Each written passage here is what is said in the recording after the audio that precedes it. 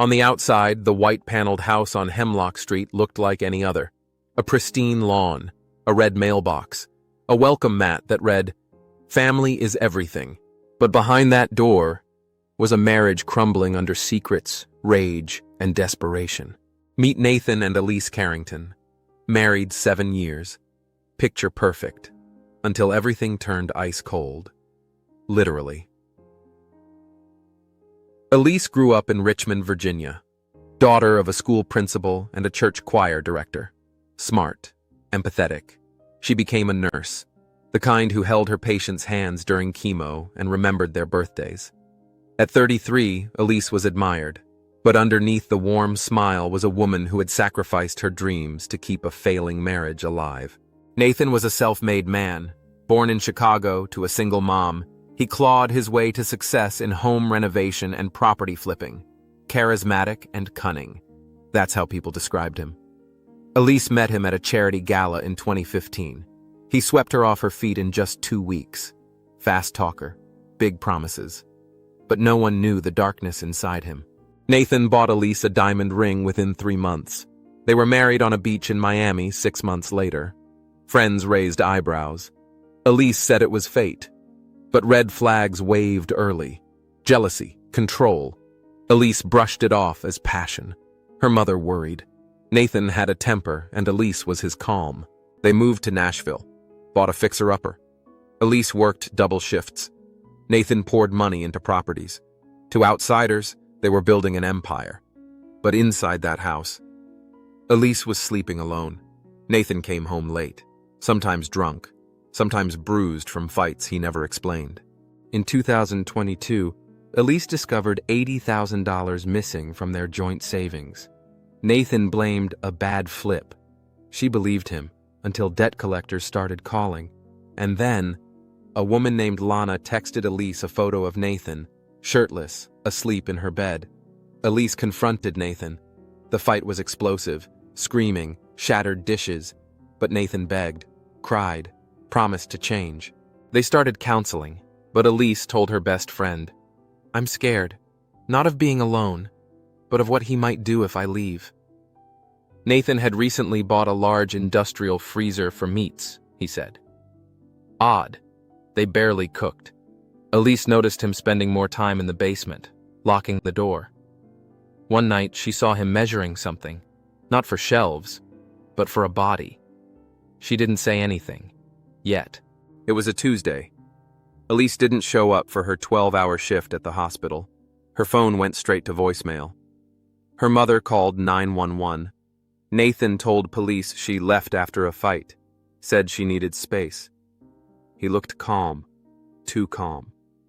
In the early hours of Tuesday morning, Nathan had drugged Elise's wine. She collapsed, unconscious.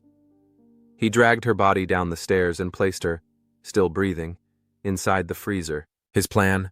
Hypothermia. Death without blood.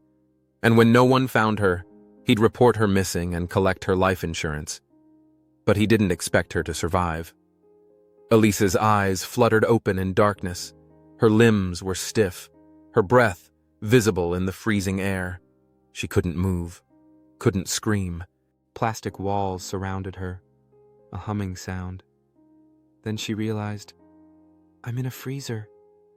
The freezing temperatures slowed her pulse. Her muscles spasmed. But her mind, still sharp, Elise began counting. Heartbeats, seconds, hours. She screamed, lips cracking, her voice muffled by the sealed lid above her, but she refused to give up. Just when you think it couldn't get worse, the horror unfolds in a way no one expected. If you're hooked by this chilling story, leave your thoughts in the comments. Subscribe for more real-life crime stories and share it with someone who loves true crime as much as you do. To survive, Elise focused her mind. Her mother's Sunday dinners, her patients smiling through pain, her wedding day, and the lies she missed in Nathan's eyes. She promised herself, I will live to tell what he did to me. Nathan played his part. He filed a missing person report, printed flyers, told friends she ran off after a fight. But neighbors said they never saw him search, never saw him cry. Only once did someone hear him laugh, in the basement. Enter Detective Maria Harlan, 42, a sharp, meticulous investigator with a gut for lies. She visited the Carrington home. Nathan was polite, calm, but something was off. The man had eyes like a mirror, Harlan would later say. No soul behind them.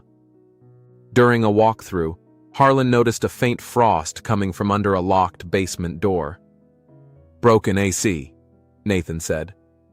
Cooling system leak. But Harlan wasn't convinced. She made a note to return, with a warrant. Back in the freezer, Elise was hallucinating. She saw her grandmother, heard her name whispered. Her body temp had dropped below 88 degrees, death zone. But a nurse's instinct kicked in. If I fall asleep, I die. She forced herself to stay awake by clawing the walls, nails bleeding. Detective Harlan pulled financials. Elise had a $250,000 life insurance policy. Nathan was the sole beneficiary. 3 weeks before she vanished, he called to confirm payout procedures in case of accidental death. 3 days after Elise disappeared, Harlan returned with a warrant. Nathan wasn't home. They opened the basement freezer expecting the worst, a body. But instead, Elise blinked. Barely alive, blue-lipped, frostbitten, but alive. The officers screamed. Medics rushed in.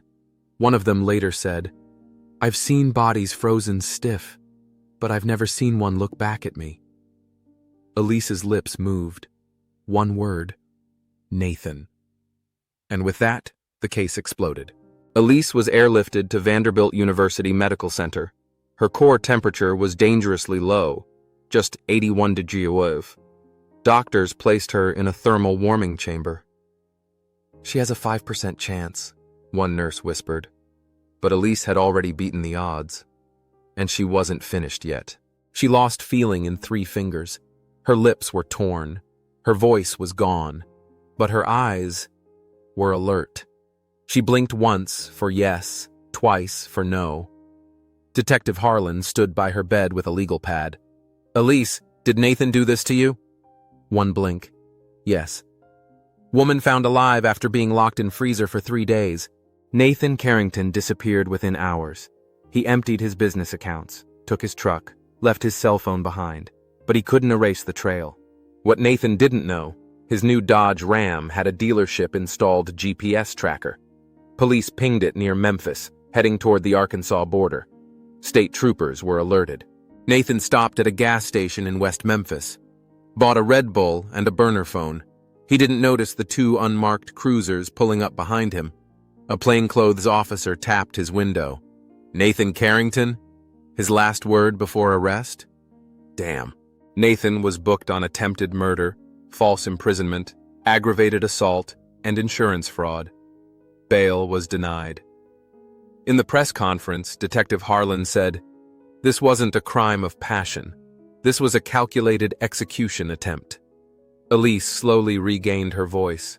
In whispers, she told detectives how Nathan drugged her wine, how she woke up unable to move, how she screamed for him through the lid. "I heard him." She paused. "He wanted me to freeze to death in the dark." Detectives tracked down Lana, the woman Elise once received the affair photo from. She told them she ended things months earlier when Nathan got too intense. He talked about being free from his wife. He once asked her, "Would you still love me if I had to bury my past?" Elise had no idea Nathan upped her policy just 60 days before the incident, from $100,000 to $250,000. He listed accidental death as the primary payout category. He had even asked his broker, would freezing count as accidental? It was all premeditated. The case exploded nationwide. Elise was dubbed the woman who wouldn't die. TV crews waited outside the courthouse. Podcasts dissected the freezer crime. TikTok lit up with theories. But behind it all was a woman learning to walk again, and a monster preparing his defense. A year later, the People versus Nathan Carrington began. The courtroom was packed. Elise sat in the front row, wrapped in a shawl, her right hand still scarred from frostbite. She stared straight ahead. Nathan? Smiling, as if this was all just theater. Ada Bryan Keller stepped forward, calm, precise. The evidence will show that Nathan Carrington drugged, restrained, and locked his wife in a freezer for 3 days. Not in a fit of rage, but with cold calculation. And he would have gotten away with it, if she hadn't fought like hell to live. Gasps echoed. Nathan's attorney, Miles Proctor, painted a different story. Elise was depressed. She had recently been prescribed mood stabilizers. The prosecution wants you to believe a man with no criminal record suddenly turned into a monster. This was a tragic accident, a mental health crisis, not a murder attempt. Some jurors shifted uncomfortably. The forensic team took the stand. They detailed how Elise had no drugs in her system linked to depression or self-harm, only a sedative used in veterinary clinics. The freezer was locked from the outside with a chain Nathan had installed 2 weeks prior. This wasn't a breakdown. This was a setup. All eyes turned when Elise rose and walked to the witness box.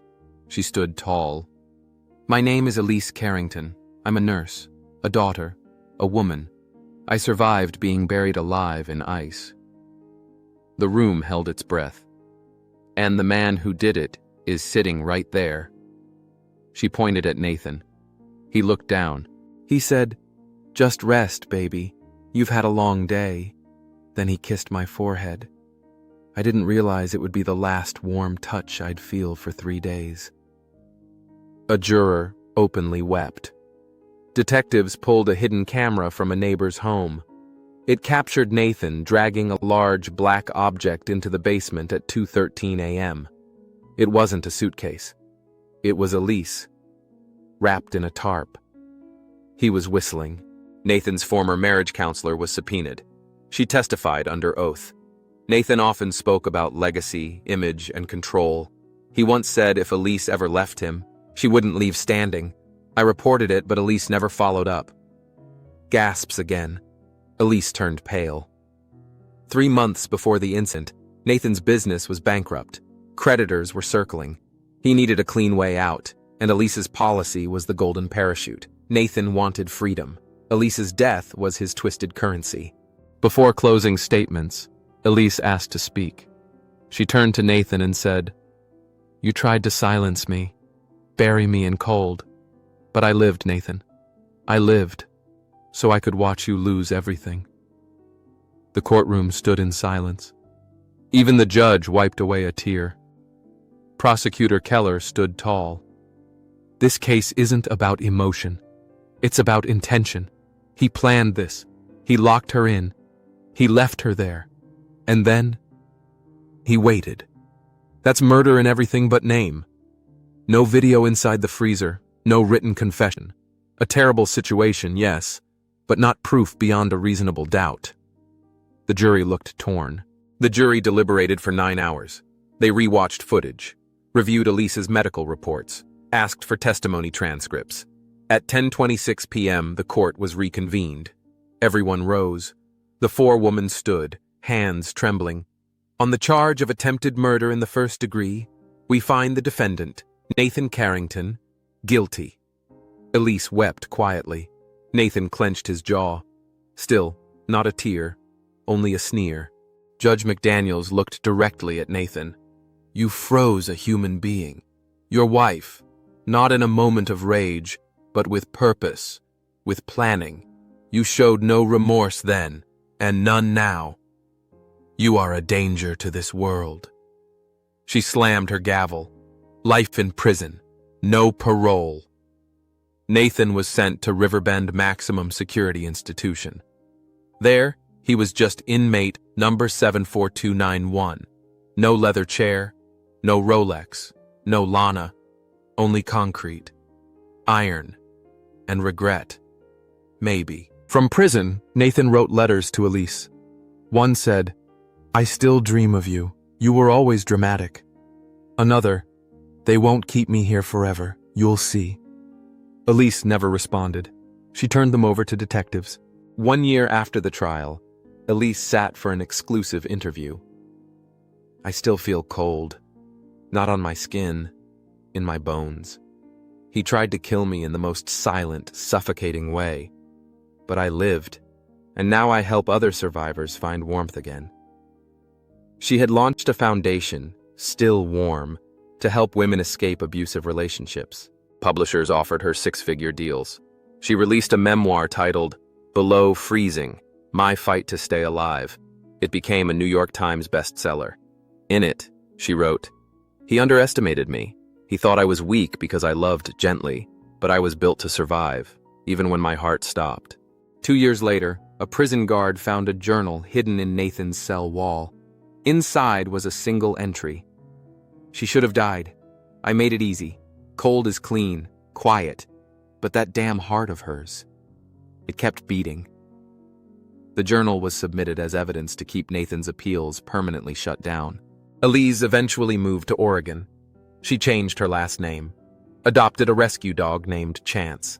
She hikes every Saturday, sips hot coffee in silence, smiles with ease now. She still wakes up from nightmares sometimes, but now she always reaches for warmth. Because she knows she was buried in ice, but rose in fire. Nathan Carrington wasn't built for prison. He was used to wine tastings, not concrete walls, to calling the shots, not following orders. Within his first month, he got into a fight over a packet of instant coffee. He lost, badly. In the cell next to Nathan's was Marcus "Slug" Darnell, serving 40 years for attempted murder. Slug didn't like men who hurt women, and he didn't like rich boys who thought they were untouchable. He called Nathan Iceman. "What's the matter, Ice? Freezer too tight?" Nathan stopped talking altogether. After a string of violent outbursts and a suicide attempt, Nathan was placed under psychiatric observation. The prison psychologist, Dr. Emily Groves, noted, "Narcissistic tendencies, severe control issues, zero empathy." Nathan once told her, "She belonged to me. Her warmth was mine. When she threatened to take it back, I took it from her." Lana Chambers, the woman Nathan cheated with, had vanished after the trial. But she returned, not to defend Nathan, to sell her. "He told me Elise was mentally unstable. I believed him. I almost moved in that same weekend." She paused, trembling. "He tried to kill her, and I could have been next." But Lana had kept something else, a flash drive Nathan gave her just in case. It contained videos of Nathan talking to himself in a mirror, rehearsing a statement about Elise's suicide. "She just couldn't handle the pressure. I did everything I could." The timestamp? 2 days before Elise went missing. District Attorney Keller reopened Nathan's case not to retry it, but to ensure all appeals were blocked permanently. Elise agreed to a prison visit. One time. No cameras. No media. Nathan was brought in, shackled, thinner, pale. He smiled weakly. "Still beautiful, even after what I did." She looked him dead in the eyes. "I didn't come here to forgive you. I came here to make sure you know you didn't break me. You made me unstoppable." Elise began receiving thousands of letters from women and men who survived similar abuse. Some said her story gave them courage to leave. Others said it saved their lives. Her inbox filled daily with words like, "Thank you for surviving. You are the warmth we needed." Elise eventually remarried, a quiet, kind man named Jonas, a firefighter. They adopted a daughter named Eva after Elise's grandmother. On Eva's 6th birthday, she asked Elise why her hands looked different. Elise smiled. "Because I held on when most would have let go." Nathan Carrington died in prison 7 years after sentencing, during a winter storm. He slipped on frozen stairs in the yard, cracked his skull, and went into hypothermic shock before guards found him. Irony? He died the same way he tried to kill. Cold. Alone. Forgotten. Nathan's sudden death made headlines. The freezer killer dies of cold. Poetic justice? Talk shows, news outlets, and podcasts all dissected the irony. Some called it karma, others divine justice. But Elise? She simply said, "He finally felt what I felt. Only, I made it out." Before we reveal the shocking twist that left investigators speechless, take a moment to smash that like button, Hit subscribe and turn on notifications so you never miss the next jaw-dropping story. A year after his death, Nathan's estranged cousin, Trevor Carrington, located a handwritten will buried in an old family property. It was dated 3 months before the attempted murder. Nathan had signed over everything, stocks, properties, savings, to Lana. No mention of Elise, none. Trevor sent it straight to Elise. This sparked new questions. Did Lana know more than she admitted? Had she manipulated Nathan? Had she encouraged him to clean up his life by removing Elise? Detectives quietly reopened a background check on Lana, and what they found shook Elise. Lana had changed her name twice. She had previously been engaged to a wealthy man in New Jersey. He died mysteriously in a boating accident. She was the sole beneficiary. And before that, an older gentleman in Texas. Another accidental death. 3 lovers. 3 deaths. All under her name at the time. Detectives reached out to Elise. We believe Nathan may not have been the only one with blood on his hands. Elise felt her stomach churn. Could she have nearly died for someone else's scheme? Had Lana orchestrated everything and left Nathan holding the body bag? Emails between Lana and Nathan were recovered from a backup server. In one, Lana wrote, "She's just holding you back. If she were gone, you'd finally be free." Another, "You don't have to hurt her. Just stop helping her breathe." Coded? Maybe. Intentional? Likely. Nathan may have acted, but Lana had lit the fuse. A new documentary released on Netflix. The Ice Queen, Manipulation Behind the Freezer Plot.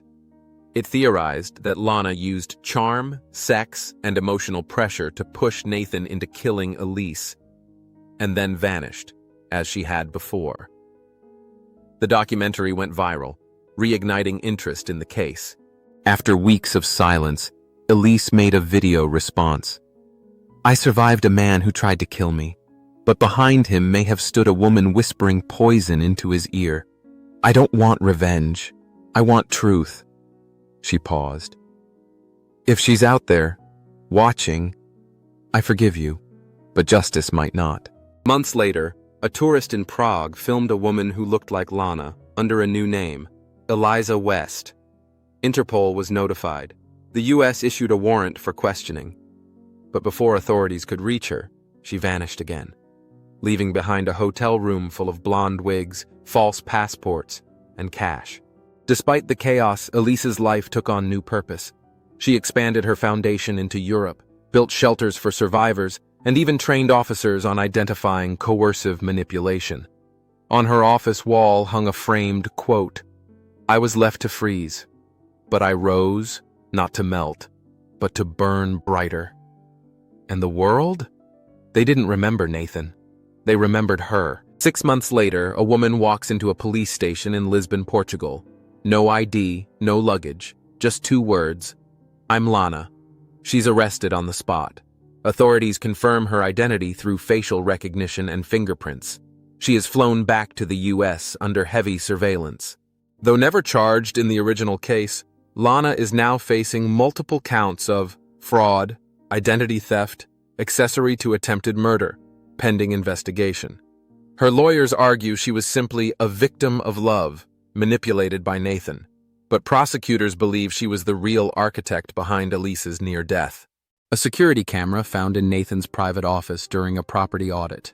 It shows Lana and Nathan, 2 months before the freezer incident, discussing how to get rid of Elise. Lana says, "Once she's gone, you get everything. You get me, and she never existed." Nathan responds, "You scare me sometimes." Lana laughs. "Then you finally understand what it's like to be with someone like me." The world is horrified. Again. Freezer wife case. Was she the mastermind all along? Social media explodes. #freezer wife, #ice queen, #justice. For Elise, trends for weeks. Public outcry demands Lana be tried for. Lana pleads not guilty. But the evidence is crushing. Emails, video footage, and testimonies reveal a pattern of manipulation and seduction used to gain access to power and wealth. The prosecution paints her as A modern-day Black Widow with a cold, calculating mind and a talent for erasing the truth. For the second time in her life, Elise sits before a courtroom and her would-be killer. Only this time, it's a different face. She testifies. Nathan tried to kill me with his hands, but she fed his mind the poison. Together, they built the freezer. He just closed the lid. The courtroom is silent. In a shocking moment, she screams across the courtroom, "You think I needed him? I made him! He was nothing without me!" The judge slams the gavel. Gasps ripple across the room. The jury watches in stunned silence and finally sees who Lana really is. The jury deliberates for only 4 hours. Guilty on all charges: conspiracy to commit murder, fraud, obstruction of justice. Lana is sentenced to 40 years without the possibility of parole. Elise quietly exhales. Justice. At last. On the anniversary of her escape, Elise hosts a vigil for survivors. She tells the crowd, "The freezer wasn't my end, it was my beginning." Thousands attend. Candles light up the night, each flame representing someone who refused to be silenced or killed by someone they once trusted. Elise publishes her memoir, Below Zero: How I Survived Love's Deadliest Lie. It debuts at #1 on the New York Times bestseller list. In it, she writes, "When someone tries to bury you in ice, become the fire they can never forget." Elise's story inspires a new federal bill proposal, the Coercive Control and Manipulation Prevention Act. It aims to recognize psychological abuse as a criminal offense, mandate training for law enforcement on manipulation detection, provide funding for survivors of attempted spousal murder. Politicians call Elise the face of legislative courage. Survivors across the country speak out under the hashtag #IThawed2, sharing their own chilling stories of abuse, deception, and survival. Elise is invited to speak at Harvard, Stanford, and even the United Nations. Her message is simple. We don't just need protection from fists. We need protection from influence.